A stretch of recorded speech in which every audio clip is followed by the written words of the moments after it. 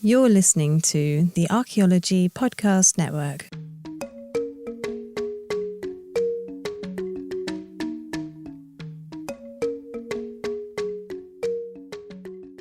Welcome to episode 112 of A Life in Ruins podcast, where we investigate the careers of those living life in ruins. I'm your host, Carlton Gover, and I am joined by my co-host, Connor Johnin.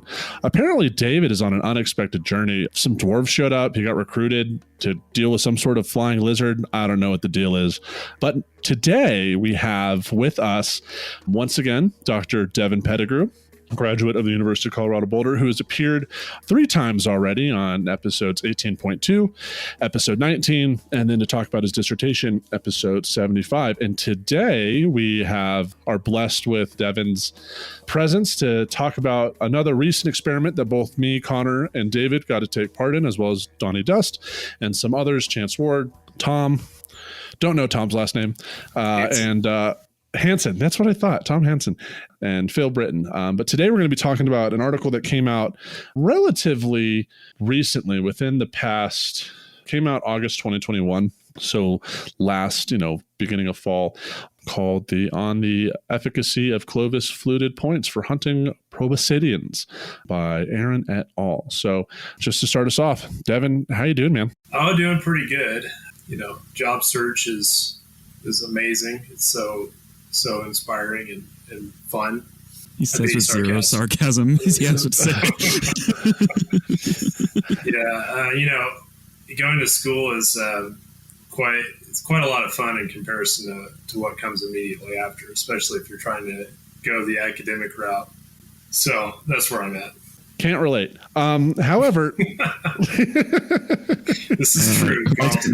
Yeah, I'm going to kindly tell you to right. But more seriously, so I guess, we've been you reached out to us, put this on our radar months ago, and we've been talking about it for like 8 months now, having you on the podcast to chat about this article and kind of explain some of the main points that are made, the data that's used, and how it could be better. And fortunately, we were able to do this experimental project with you recently up in the mountains and to highlight some of the methodologies that could be used and some data that you've collected, right, to kind of show the efficiency and efficacy of Clovis points. So I guess just starting us off, could you give us a brief summary of Eren et al.'s claims in their article in the Journal of Archaeological Science, Report 39, 2021? Yeah, they kind of approached this topic from 2 different directions, one being the archaeology and the other being an experimental approach, or approaches, I should say, because they actually compile kind of a range of experimental data. And they're looking at impact damages on stone points in terms of the archaeology. Stone points associated with mammoths, and how frequently are they impacted? Typically, if you launch a stone point at something and it hits something hard, it's going to break because stone is very hard. It takes a nice edge, but it's also brittle. So they're looking at frequencies of impact damage on Clovis points and later types of points associated with kill sites. And then in terms of the experimental portion, which is what I would like to focus more on, they're compiling data from a number of different experiments, including a couple of my own. But mainly they're focusing on a controlled experiment that was performed at Kent State, where they tested some different shapes of Clovis points. They weren't, if you picked it up, you wouldn't immediately say that's a Clovis point, because they took chert and they ground it on lapidary equipment to shape like a Clovis point. And then they shot those into pottery clay as their target. And they had a previous experiment to try and validate pottery clay, which is really important to do if you're going to use a target simulant as a flesh simulant. It should be, you should show it's actually a valid flesh simulant. And they just looked at the range of penetration that they were getting into that clay target. The other experiments they looked at included various types of targets, a lot of ballistics gelatin targets, and a few experiments with actual animal carcasses, like the one I performed on the bison, where you're actually doing what we would call, instead of a controlled experiment, like a traditional lab controlled experiment, you might call it more of a naturalistic or actualistic type of experiment. We're actually launching darts by hand or shooting actual arrows into an animal carcass. So they compiled all of that, and they just took a broad look at like mean penetration depths, and then compared that with the anatomy of proboscideans, of mammoths, to get a sense of how Clovis projectile equipment would perform in a hunting kind of scenario. I guess to really quickly summarize, they found that Clovis points have a lower frequency of impact damage than, Clovis points found associated with bison do.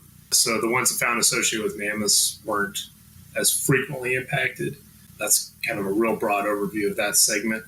But they also, in terms of penetration depth, they were kind of getting mean, like 20 centimeter deep penetration, which they're saying, basically what they're saying is they don't penetrate as well as we think they ought to. And there's all sorts of, there's a history to this where Clovis archaeologists, paleo archaeologists have thought that Paleo-Indian points were like the epitome of, a really well-designed hunting armature, stone hunting armature for hunting. And they're saying, not so much, based on what they're finding. That history starts at least at 1989 with George Frizen going to Africa and stabbing a proboscidean with a Clovis point in the classic stabby, I don't know.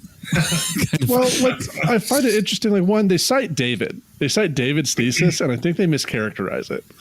Because they talk about like recent studies show that projectile point that has a small tip cross section and like is optimal. And it's like David was trying to figure out if you can identify arrow points versus Clovis or atlatl points based on firing them off a bow. So it's like, that's not what he was doing.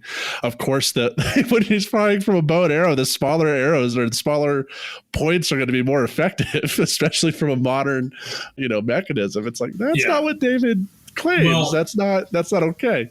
So that actually brings up a really important point, a couple of really important points. One is that aren't they all very important points, Devin? Yes, because it's Carlton.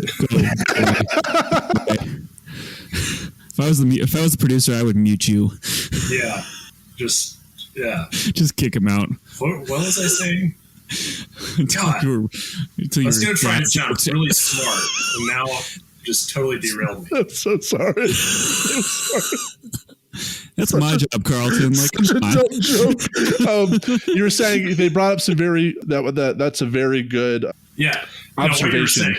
What you're saying is a very important point. You're saying that they used the data from David's experiment in a way that David wasn't, setting out to use it, or it's not that those aren't the conclusions that he drew from it. And perhaps more importantly, those weren't the questions that he was trying to ask. And that plays back into the experimental results in a lot of ways, right? How we design an experiment. We're going to set up an experiment to answer certain questions. A lot of times we're trying to use a hypothetical deductive approach where we've got a hypothesis we're trying to test, and we have a very specific experimental design that's going to address that. So David's hypothesis was in anything approaching how they use that data. Now they have a table of experiments that basically you can make the same kind of complaint about. That doesn't mean that, the way they're using those data isn't, at all applicable to what they're trying to say, but it does, you should start off being a little bit careful for that reason. Well, I want to take a point, like actually kind of talking about that same table. They only use one of David's points when he used multiple. I think it was like 30, wasn't it, Connor? It was like he used a large amount of the same style of side notch point, but in 30 different sizes. And in their table, they just have one. They have one entry, but it has 7 samples for it. But I think But they're not the same size. Yeah. Yeah, and I think, but he shot multiple sizes. I thought he definitely shot more than 7. So they're only picking a couple examples out of that. Yeah, and they're reporting like a mean average speed, right, from that. Yeah, and they're also reporting a mean penetration depth from my bison experiment, but they only used the results from the shooting the bow and arrow. And if you recall, the bow and arrow used in that experiment was it was like a 50-pound Cherokee bow with a lightweight cane arrow, river cane arrow. Not the kind of bow and arrow setup that if you were a modern hunter and you were going to kill a bison and somebody said, you can do this hunt, here's a bison, what are you going to use? And you brought that out, somebody would think you were nuts. They also pulled together mean penetration depths for my hog experiment. And here's the main point.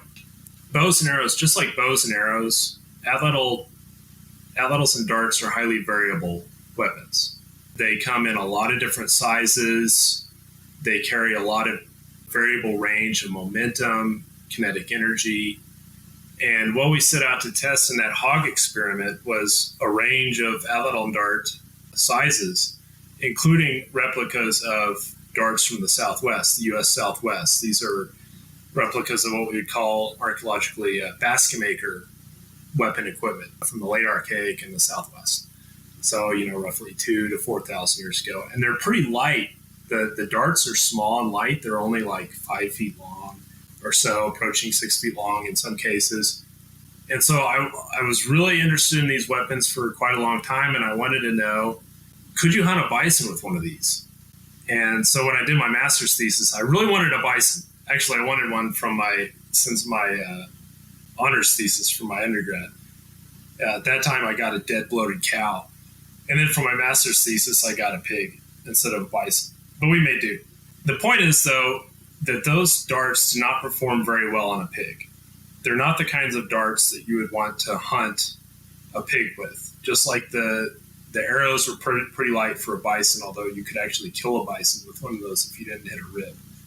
And as a result, those samples of weapons, of lightweight arrows, of those lightweight basket maker darts, unsurprisingly, they didn't perform that well. They didn't penetrate very deeply.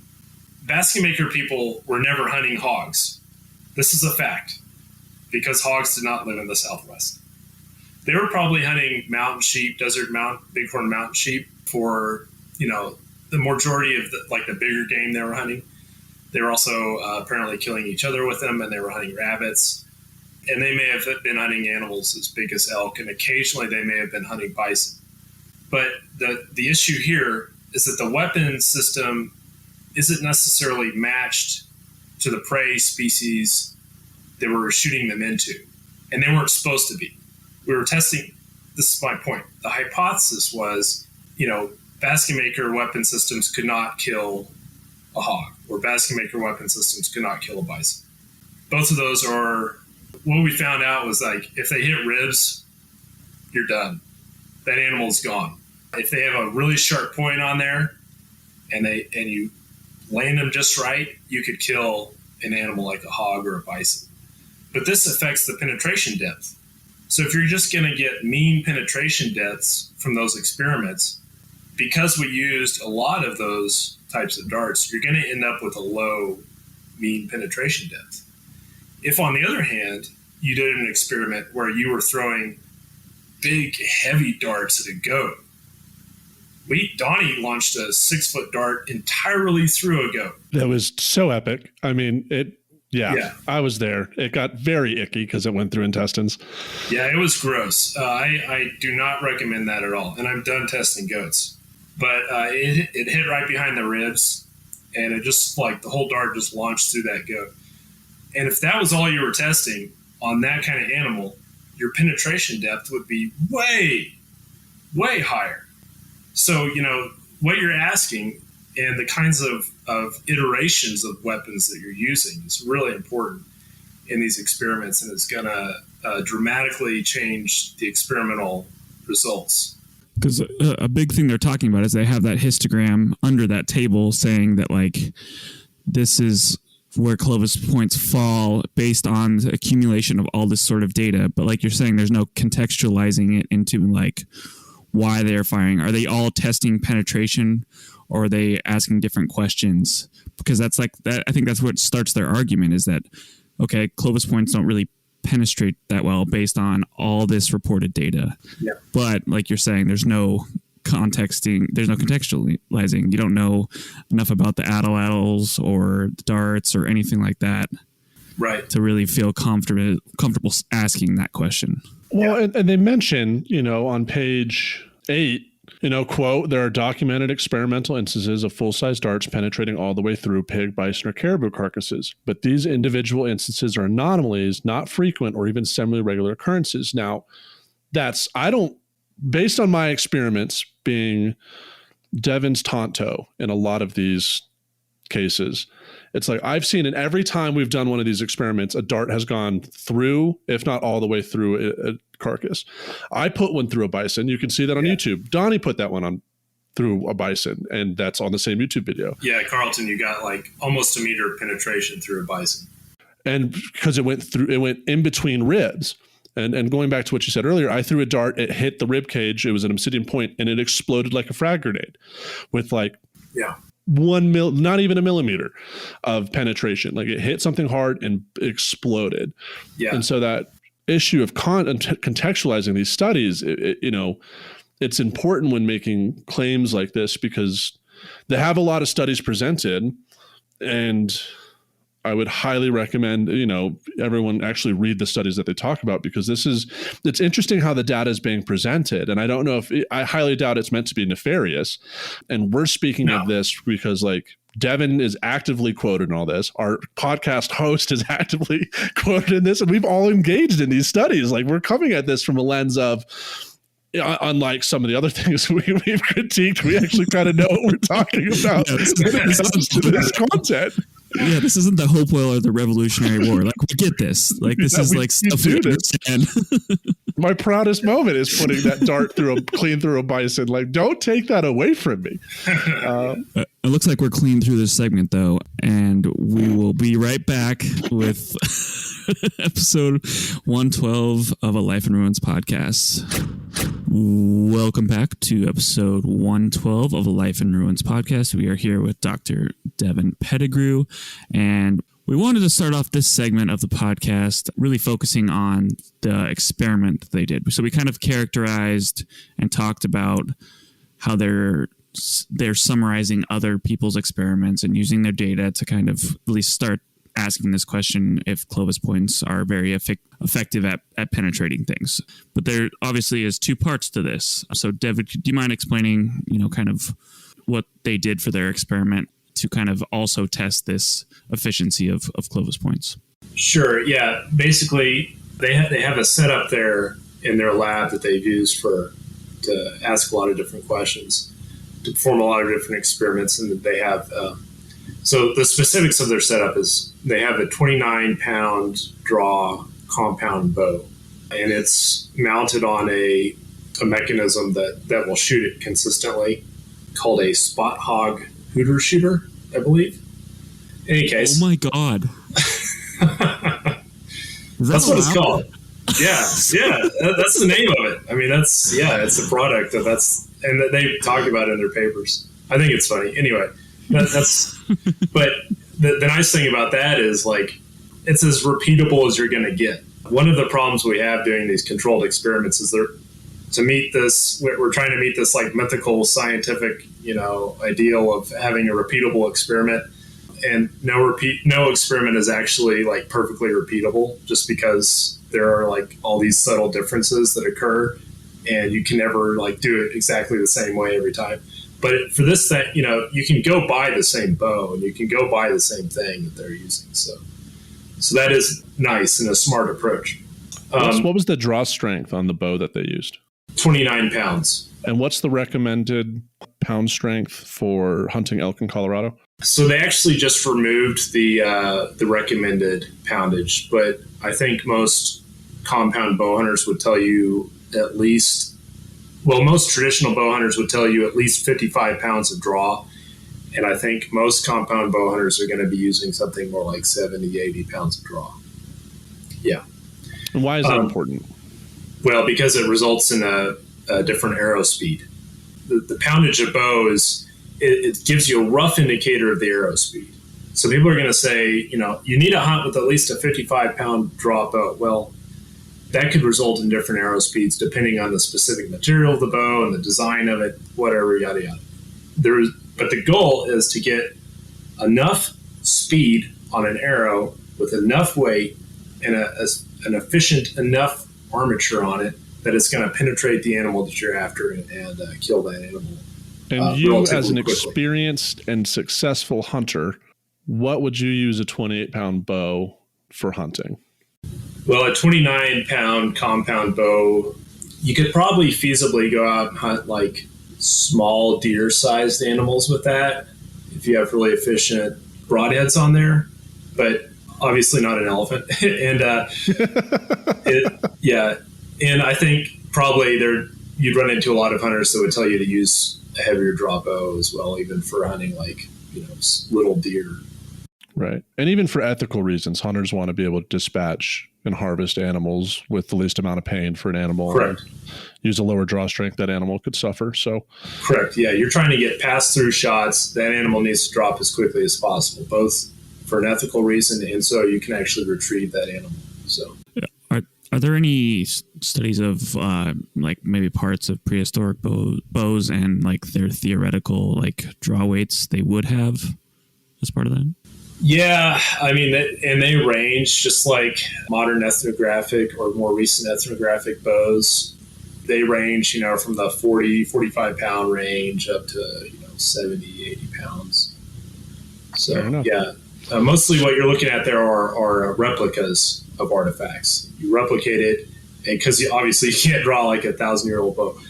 You replicate it and then test the poundage. So you're hoping to your replica is close enough to tell you how that bow performed. Fair enough. And so they're in a lab. They have a rig set up to fire a bow from the same position to try to control the experiment as much as possible. It has a draw strength of 29 pounds. What else is going on here? And they're shooting it into clay. I can't remember the specific distance, but it's pretty close, something like 5 meters. And their arrow weighed about 72 grams. And they're shooting these, like I said, these ground stone points into pottery clay. And I did mention that they tried to validate it. They did an experiment where they had basically the exact same setup, and they took store-bought meat, just like these beef roasts, and like lined them up and shot those ground stone points through the meat and through the clay. And they got similar penetration. However, they also shot an arrow with a regular pointy field point on it, so just a round little point that you would shoot for target. And that penetrated deeper into the clay than into the meat.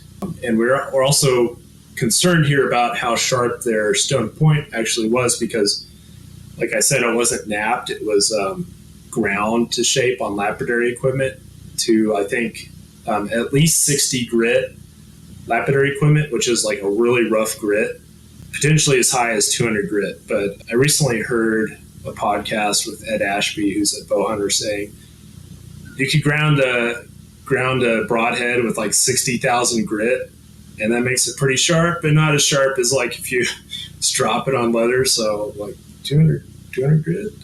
I don't know. So we don't know how. The point is, we don't know how they compare in terms of their sharpness to like a napped edge. And if it was sharp, it might penetrate better into meat. Okay. So what's the issue with using clay? And as an extension to that, like, are there also issues using ballistics gel, which is another common target material? Yeah, and there are quite a few of the experiments they put in their table use ballistics gelatin. So this is something I looked at really closely, and there was a past experiment that did shoot crossbow bolts and arrows into ballistic soap, which is used commonly in Europe, ballistics gelatin, and fresh pig carcasses. And basically, there's two really big issues with the ballistics gelatin. The first being that in this experiment, they, just like in the Eren, actually the lead author is Key, Eren, and others experiment shooting groundstone points into clay and into meat, as well as field points into clay and into meat. In this experiment, they found that field points penetrate deeper into those target simulants. the field point penetrates deeper into ballistic soap, deeper into gelatin, and a lot more shallowly into the pig carcasses. So it would penetrate like 40% as deeply or less deeply into the actual carcasses than it would into ballistics gelatin. When they shot broadheads into those targets, they got the opposite result, so that the broadheads actually penetrate a lot more deeply through the pig carcasses than into ballistics gelatin or ballistics soap. And so what that tells us is that those two target simulants are not scalable to flesh. They're supposed to be flesh simulants, meaning that they scale to flesh. So this brings up the second problem, which is that firearms research has for years studied target simulants and found one that works for bullets. That being widely accepted 10% ordnance collagen-based ballistics gelatin. So basically, to make that, you're going to take a pig or cows when you butcher them. You're going to take parts of those animals that you don't save for the grocery store, tendons, bones, hide. Those get processed really extensively in a factory with a lot of pipes and hot water, acid extraction, and you end up with like pure collagen protein. That's what you're using for the gel. But you have to use the right amount of it. It's not that there's just like a thing out there called collagen protein and it's like flesh. You have to mix it just right. So you get 10% of that mixed with distilled water. You mix it all up just right, following all the proper protocols. You cool it just right just to the right temperature, which is 4 degrees Celsius. Pull that out, and then you have to calibrate it. And there's a protocol for calibrating it. Once you've done that, then you can actually test it. And then you're going to get similar penetration depth for bullets into that material as into pig flesh, pig muscle, right? That's what I mean by flesh, is muscle plus like some gristle and stuff in there, flesh. So that material has been determined to be scalable. What we're seeing basically is that ballistics gelatin, even though it works for bullets are very different from arrows, and arrows travel at much lower velocities. They have like a sharp cutting edge.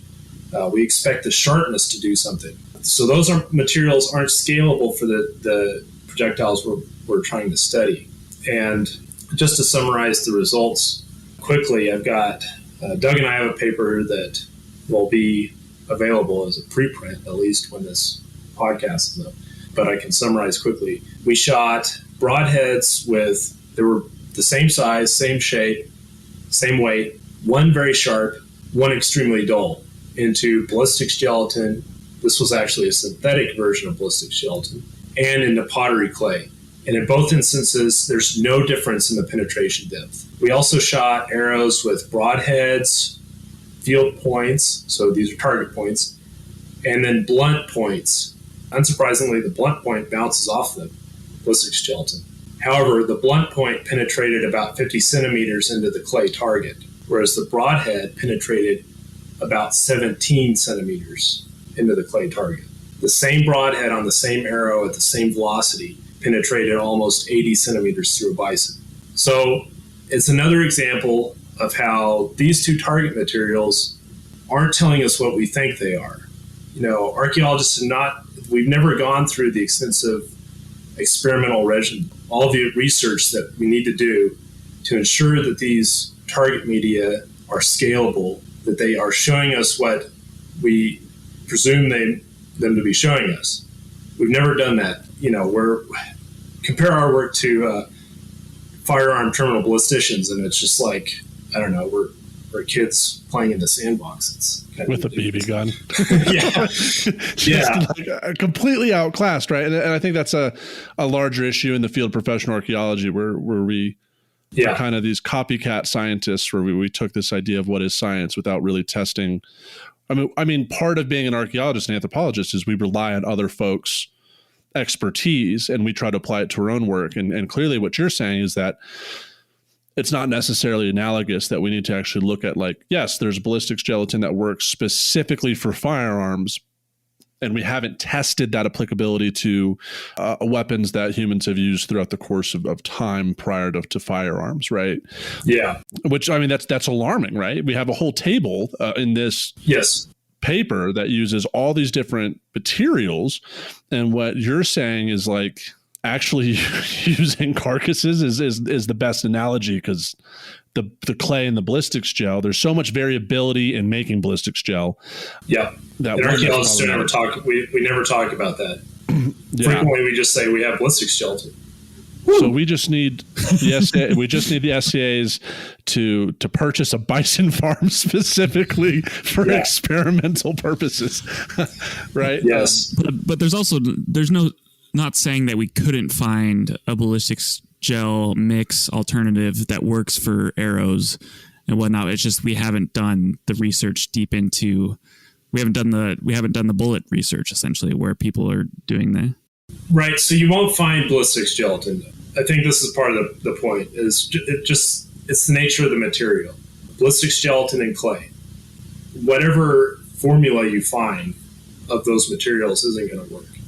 And clay is extremely problematic as well because it's very hard to control how it's formulated. When you go buy clay, when I went and bought clay to test, they're like, which kind do you want? We have over 30 different varieties and they're all different. And I'm thinking, okay, in the original paper, they only said we had a low fire pottery clay. They're not really going into any depth about what those clays are made of, and they can't. Because the potter isn't going to tell you specifically what goes into that clay. It's like a recipe for, it's like grandma's recipe. You got to protect that recipe. So it's impossible to repeat it. Yeah. So, but those materials aren't going to work. We got to find something different. And what I proposed, what I looked at was forensic studies of knife stabbings. Forensics are pretty deeply interested in like how humans murder each other with various things, including knives. And they've tested that because it's actually useful to know like how efficient is this knife versus this knife, because you may be looking at a criminal case where you've got, two possible murderers. One's a, 5 foot tall petite female and the other's like a 6 foot tall dude. And based on like the angle of stabbing and the force necessary, that could be important. But how they test those knives is they use skin simulants, because skin is the most resistive soft tissue on the body. And it's the first barrier you have to penetrate. It's understandable. Skin is what protects us. Our skin protects us from the outside world. And it protects us from projectiles and things like that. First, you got to get through skin, and you have to get through clothing. So they're testing the efficiency with which knives penetrate through skin, and then that gives them a way to compare different knife designs. And that's essentially what we're trying to do in these controlled experiments, is compare these different designs. A lot of times, what these folks are trying to do is look at overall penetration depth. The problem here is that we want to know how analogous this experiment is, right?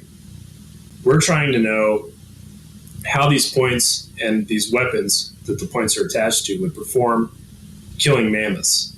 So then we need to account for the thickness and resistivity of the skin of the mammoth, the muscle underlying it, how deep is the body cavity, all these factors that are particular to mammoths. So that's the kind of target, unfortunately. We need a target that tells us, more about what mammoths are like. You can't, a reindeer is different. And a dog, there were some early experiments on dogs. They were dead. Everybody's going to be upset about that. All these animals were dead that were used in the carcass experiments. But, none of them in the table are elephants or mammoths. So if they bring back mammoths and they can breed them, I don't know if they can bring back mammoths or get them semi out of extinction with something like that, you'd be interested in participating with. Oh my God! Possible. But the media fallout would be horrendous. Can you imagine? Even though it was dead beforehand. People just don't like this stuff. Let's be honest. That's part of the issue we're running into. Is people don't like. You have an animal that's dead, even if you're going to eat it afterwards. People don't like it. Right. So based on the design of this experiment, the low poundage of the bow, typical to what would be recommended for hunting something big, what we consider big game today, which is elk, which is still much smaller than an elephant, which is not necessarily analogous to a mammoth. And the kind of target that they used, would you, based on your professional opinion, would you do you think that the results they came up with are accurate? Yeah, or meaningful. Or meaningful, yeah. No. And again, let's think about the target media. If you use synthetic ballistics gelatin like I did, you're going to get very shallow penetration. And in fact, they cite one of my favorite experiments article by Wood and Fitzhugh, where they shot different kinds of points into a reindeer and then into synthetic ballistics gelatin. I find that their experiment really useful, but they calculated, they had 3 different point types: obsidian, bone with an edge, and then bone with obsidian glued along the edge. And the points that penetrated the absolute best were the obsidian, the napped obsidian points through the reindeer. And the points that penetrated the absolute worst were the napped obsidian points in the ballistics gelatin. So what we need to do is take out, if we want to know how those points perform against a reindeer at the given values of kinetic energy momentum, we need to first remove all those shots with ballistics gelatin. Okay, that material may tell us something about something, I don't know what, at this point. So there's that problem, and this problem carries over to clay. And then in terms of the lightweight bow, Carlton, you were mentioning, they shot a light poundage or a low weight dart, an arrow basically that mimicked like a really small atlatl dart that weighed about 72 grams. The really small like basket maker darts I was talking about at the first that we threw at the pig, those weigh about 90 grams or so. So even what I would consider like a really small atlatl dart, their arrow was lighter than that, but they did get it to atlatl dart velocities. The result was that it carried about 35 joules of energy.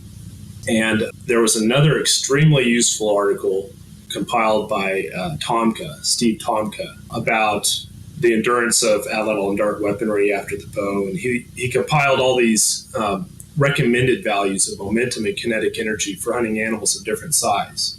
And the lowest kinetic energy you want for an animal as big as a bison or bigger is 88 joules of energy. So they had an arrow of about 35 joules of energy penetrating into clay. I think the result is that we just don't know what those results mean, right? We don't know how to use them. Fair enough. And on that note, we do know we need to close out the segment. So we'll be right back with episode 112 with Dr. Devin Pettigrew right after these messages. Welcome back to episode 112 of A Life in Ruins podcast. We're going to talk this segment about jewels and mountains. So I'm looking at you, Carlton. Hey, man, I think David's the one going to mountains. Joke. I know it is. I'm trying to flip it on David with the dwarf intro that we did earlier. He's doing some other sort of lizard-based research up there in the mountains. But we wanted to continue this conversation and what you're going to do forward and what you're kind of studying now. So do you mind?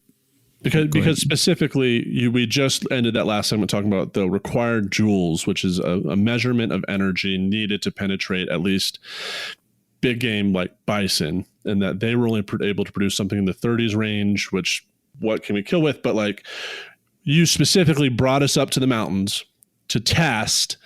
Yeah. How much joules? How do I word this? Like we joules of energy that all of us could produce by throwing darts at a target. And so please walk our listeners through why we did it, what did we come up with, and who's the champion jeweler. Sure. Yeah. I guess to start off, there was the bison experiment. We've already talked about that, and we got up to about 100 joules of energy. And that was Donnie Dust throwing an ash dart at a bison. Fortunately, that dart was not that well designed. It was like really flexible in the front, and so it didn't penetrate that well. So Bison 2 is coming, and I've got some better, well-designed heavy darts. But this all kind of plays back into the questions that I was trying to ask up in the mountains. which is, what can we think of as like a lower range of energy that you can hit with an atlatl, or that you can get to with an atlatl? And can we get above that recommended range for hunting elephants? And so I designed a series of darts, including some of the ones that we're going to use on Bison 2, some heavy darts, some really well-made ones with like... Was that one really heavy?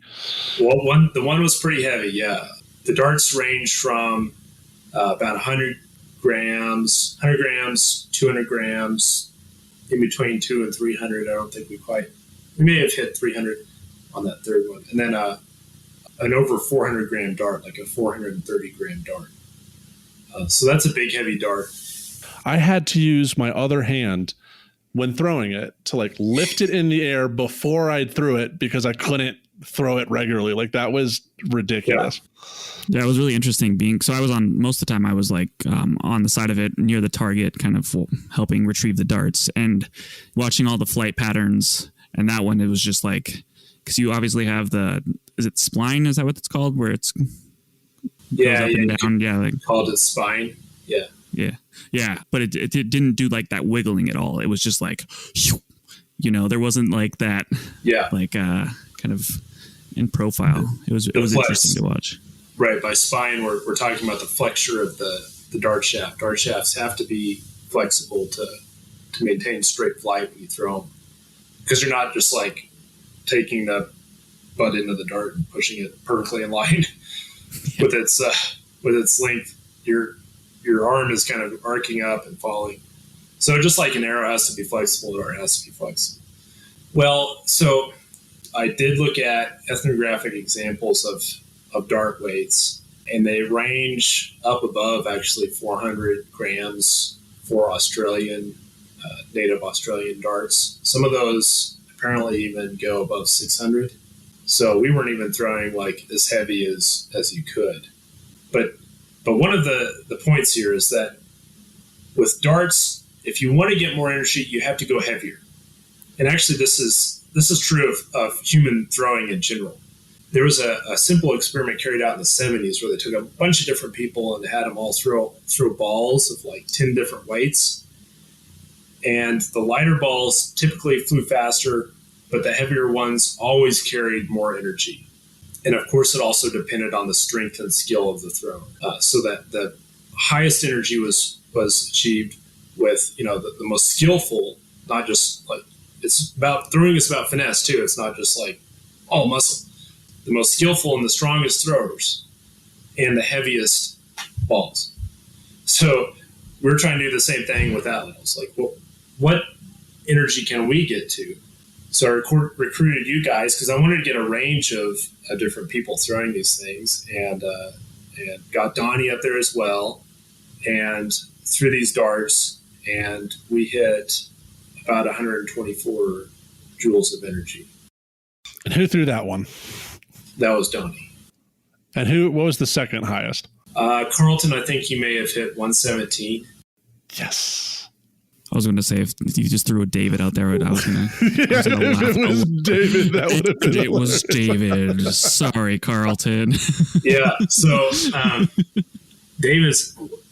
we're throwing, part of the problem here is we're throwing in front of cameras, and the dart, I had a camera looking from behind, and then you had to throw it across this backdrop in front of this other camera, and there's markings on the dart.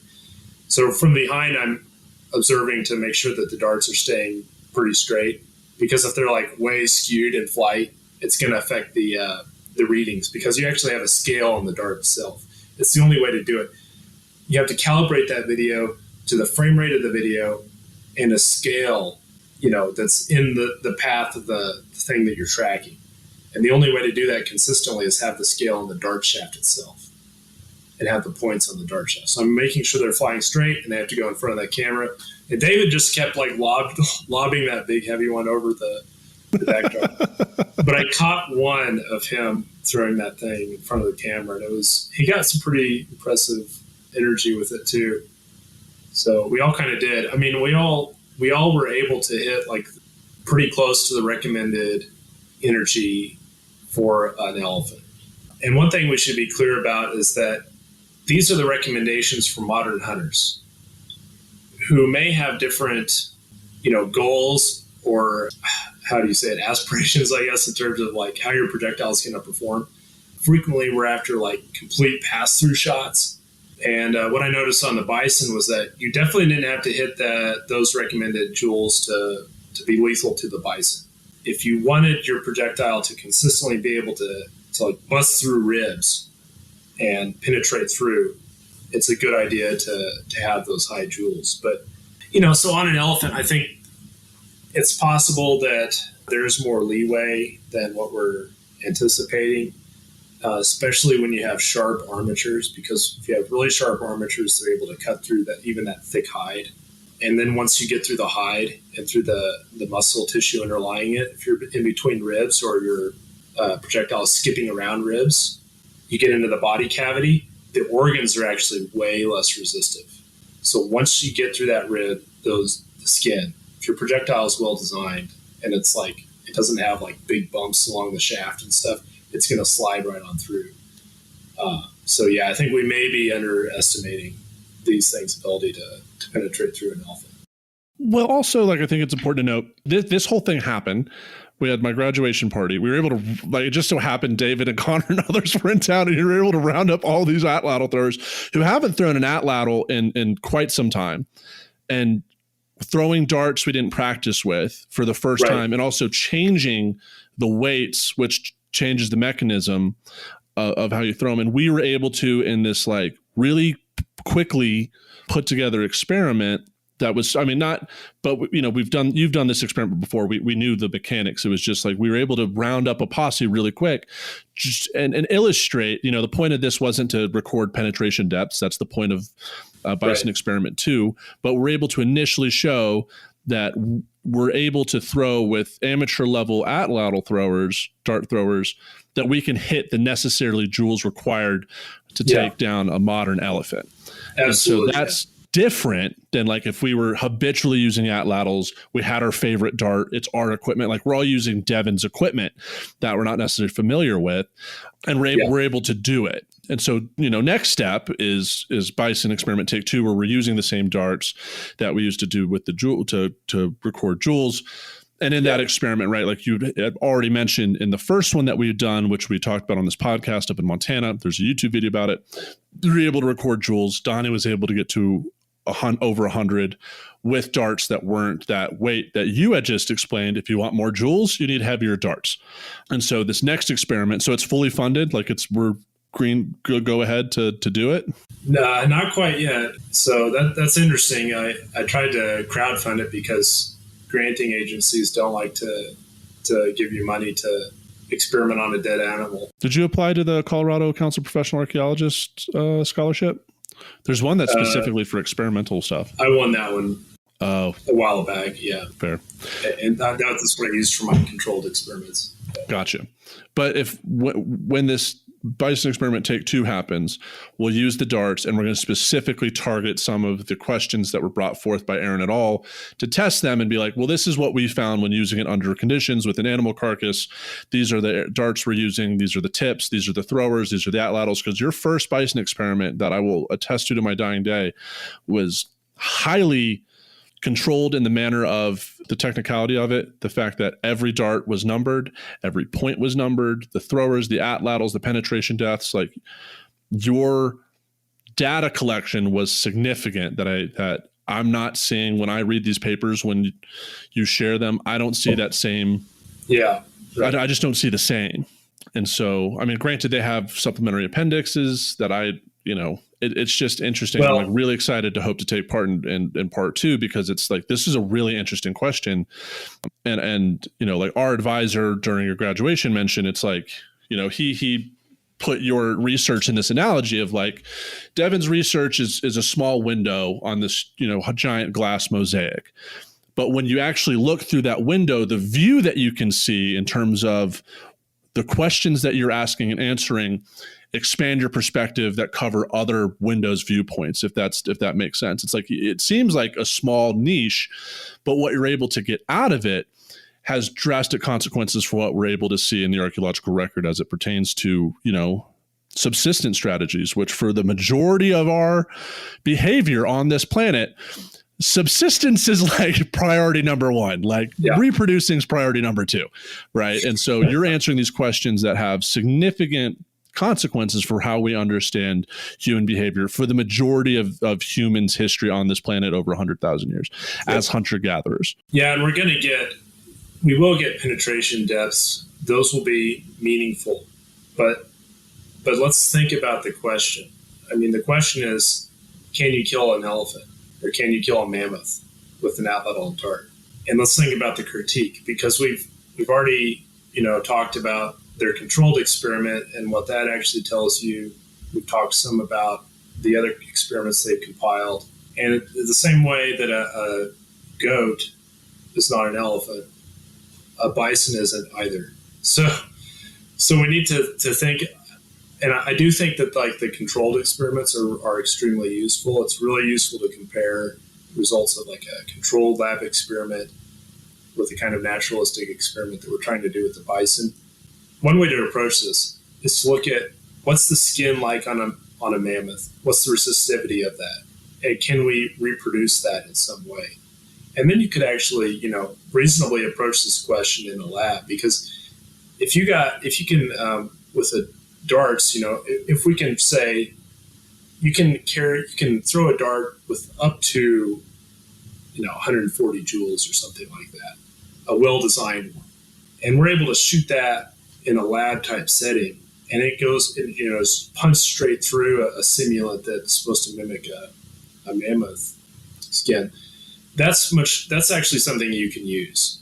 So even if we can't do an experiment on an elephant, it's going to be, challenging for those media reasons I mentioned. People really, really like elephants, even after they're dead. But we don't have many of them. Right. That's another point. And elephants also are different from mammoths. And this paper, actually, if you want to dig into like the anatomy of mammoths, they do a great job, talking about the anatomy and nailing down those resources. So it's a good review of that topic. Well, to close this out real quick, I mean, for those that are listeners that are in archaeology, we do find Clovis points with mammoth carcasses. So how does this paper, briefly describe why do we find Clovis points with mammoths? Well, there's some issues here where maybe that we're finding Clovis points with mammoths because they punch through past ribs. Frizzen said that the ribs are like rounded in the center more where the lungs are, and that's actually what you would target because it's more likely to hit the rib and skip around it. In this paper, they talk about the quote-unquote picket fence of ribs. Like the way they present the whole argument is it seems kind of like they're really trying to push a view.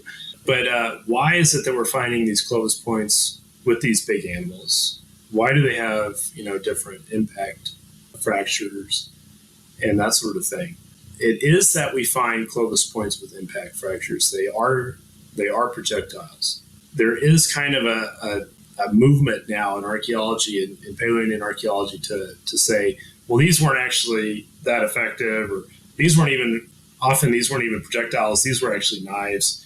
And so maybe they're finding, dead mammoths and scavenging them. Read a book called Hunting Caribou, Subsistence, Hunting on the Edge of the Boreal Forest, to get an idea about the usefulness of scavenging dead animals out on the landscape that you find all the time. Well, Donnie did ask us to go up to the woods with him up in the mountains and wear loincloths. And when we asked him about food, he said, it's okay. We'll just scare a couple cats, meaning we're just going to run at mountain lions away from their deer kills. And I wasn't sold on that, on his optimism and like excitement to like, I'm going to take all these kids up. We're just going to go boogie woogie with mountain lions. And like, I've never once ran into a mountain lion with a deer like, oh, hi, sorry to interrupt your meal. Never happened to me once. I don't know. Maybe it happens to Johnny all the time. But again, we want to think about the target. This is a big ass animal, right? And it had to be hard to kill these things. And so there must have been, even if you were going after them regularly, hunting them on a regular basis, there must have been a greater chance that you're going to lose that projectile in the body of that animal. I mean, it's a big, huge animal. How would you like to gut a mammoth? Nah, dude. I had my fill with the bison. That was a long day. Yeah. Well, I mean, I can gut a deer like you just roll your sleeve up and you stick your whole arm up in there, like to your shoulder, and pull out the guts. With the bison, it's a different deal, and I can't imagine trying to gut a mammoth. So there's probably a greater likelihood that you're going to be losing those projectiles in the bodies of those animals, either because they come off in the inside and you're just never going to find them, or because the animal escapes. So that's worth thinking about. What we're finding around bison kills, lots of broken points, lots of dead animals. Bison just dying left and right because they drove them into arroyos and that sort of thing. And their weapons were effective and they were dropping them on the spot. And in a lot of cases, it seems they were retrieving their projectiles and then deciding if they wanted to rework them and keep them or throw them away if they're impacted after that. So that could all play into this, the differences in impact damage and why we're finding those more frequently around elephants. But those are just some ideas to explore and think about. Yeah. Thank you so much for coming on and chatting with us again. We love, I love picking your brain or, hearing about all this stuff because it's very interesting and we're really excited to see where this stuff goes in the future. And I know I will volunteer the name for the second one. We're going to call it Ralphie. Go CSU. That's funny. We got a survey today asking CU students what we wanted to name the next Ralphie. So. Yeah, my first experiment was on a hog. That was for University of Arkansas, and our mascot is a hog. And then my dissertation was on a buffalo. So you got to go to a university that has a mammoth as a... There you go. To teach, yeah.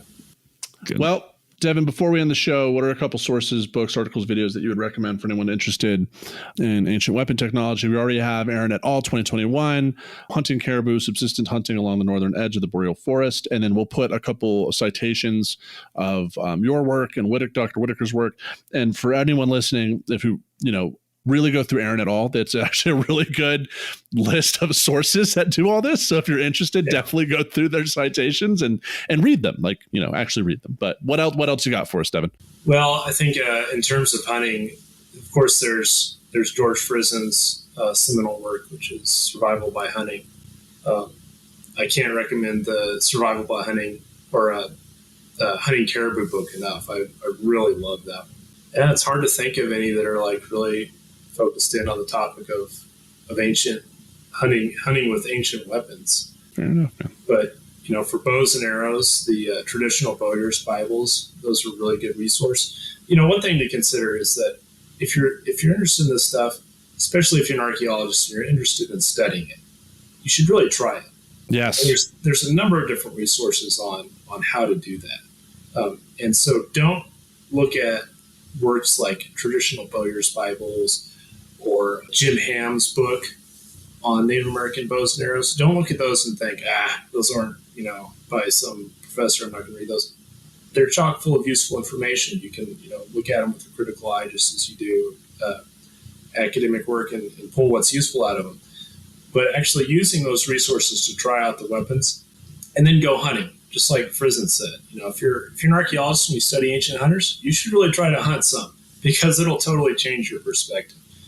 100%. I'm not saying just use a bow and arrow or something like that. You can rifle hunt too. It's very useful to get out there on the landscape, see how these animals behave, see how they respond to you, and just the whole process of finding them, butchering them, getting the meat, putting it in your freezer. There are elements of it that are really closely analogous to the past, and a lot of them that aren't. But it's a useful thing to do to really enhance your perspective of what this is like. Definitely. And well, so where can people find you and all your cool stuff that you do on social media? You can find me at ar.atl on Instagram and basketmakeratlat.com. Those are the two places I would recommend. Excellent. Always appreciate you coming on, man.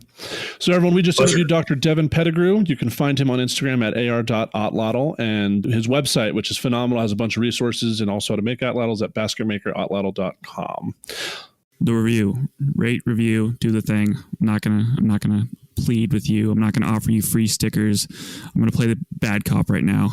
Those two play good cop and say, we'll give you free stuff. No, just give us a review. You listen to our crap. Do it.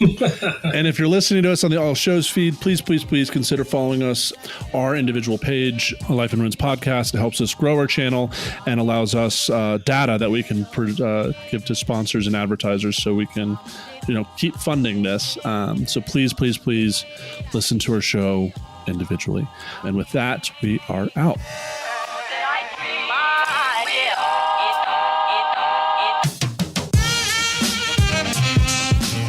Thanks for listening to A Life in Ruins podcast.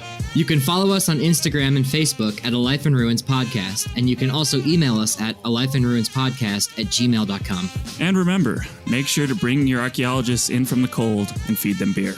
Well, everyone, it's your favorite time of the episode. If you ever make it this far, Connor, what is your joke for us this evening? So my significant other told me to pick up 6 cans of Sprite at the store. When I get home, I realized I picked 7-Up. Yeah. Thanks, man. All right, we're out.